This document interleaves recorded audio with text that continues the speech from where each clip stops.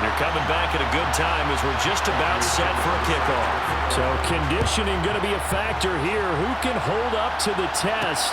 It's overtime here in week 1. And ultimately, he stopped right where he would have been if he had simply gone down to a knee at the 25. Here comes the Atlanta offense now ready to take over here. Ready? And everyone knows the OT rules, Charles, but pretty simple formula. They go down and get a field goal, we continue play, but if they can find the end zone on this possession, ball game over.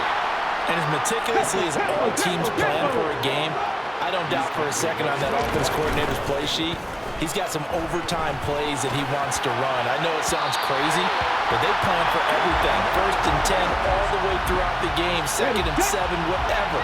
Right now, he's looking at that play sheet saying, if we get to overtime, what can we break out that they haven't seen?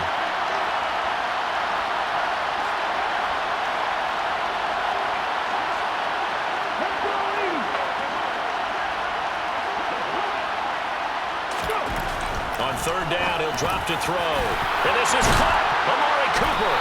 And brought down, but not before reaching the 45-yard line. 15 yards, 1st down, Atlanta. Here we go, here we go.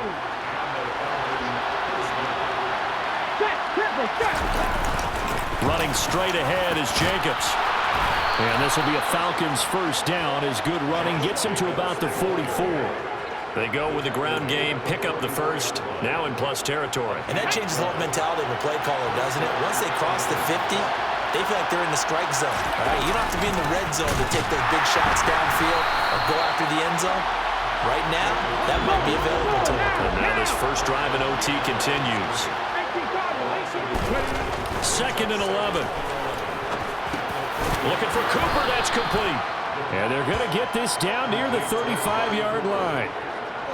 They like going to him in the slot. He catches another one. I think this comes under the heading of, until they stop him, why not go back to it? He has something going really well.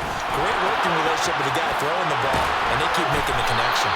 And he's going to have a Falcons 1st down as they're able to get the 3rd down conversion. Well, that last run makes this a 100-yard night. I've loved the way he's hit the holes. He's been quick, he's been decisive, and he's been a whole lot of fun to watch.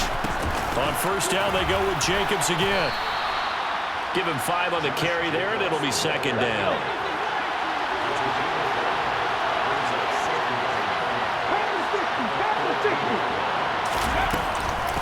Once again, it's Jacobs. And he'll get about 3 just outside the 10, stopped at the 11. They've had some success here in overtime in this opening drive running the football right back to that well. And why not? When you have that kind of success, make them stop you. And until they do, keep going back to that well you just spoke about. I think there's more water there and available to him.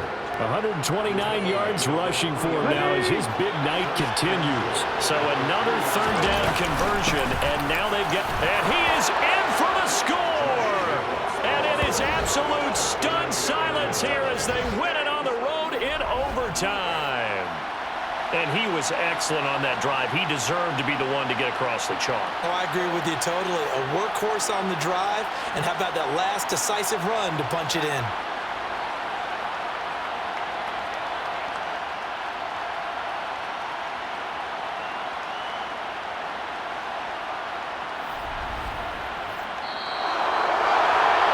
Partner, that'll do it. Well, these week 1 primetime games, they always seem to have a little bit more electricity, a little more anticipation, a fun one tonight, and a lot of fun ones that we have on the road ahead. And, partner, I love the word you just used there, electricity. Things were crackling out there, weren't they? And let's face it, both of these teams came in with the idea, get off to the start. Get off to a 1-0 start and get your season going. That could spark an excellent season for them. They've got that in their pocket now. So for Atlanta, it'll be a happy trip home as they start the season with a road victory here on a Monday night. And they'll return home next week to take on the New Orleans Saints. Meanwhile, for the home team here, they obviously fall to 0-1 with the defeat. And they'll look to get back on track next week as they travel to Denver to take on the Broncos.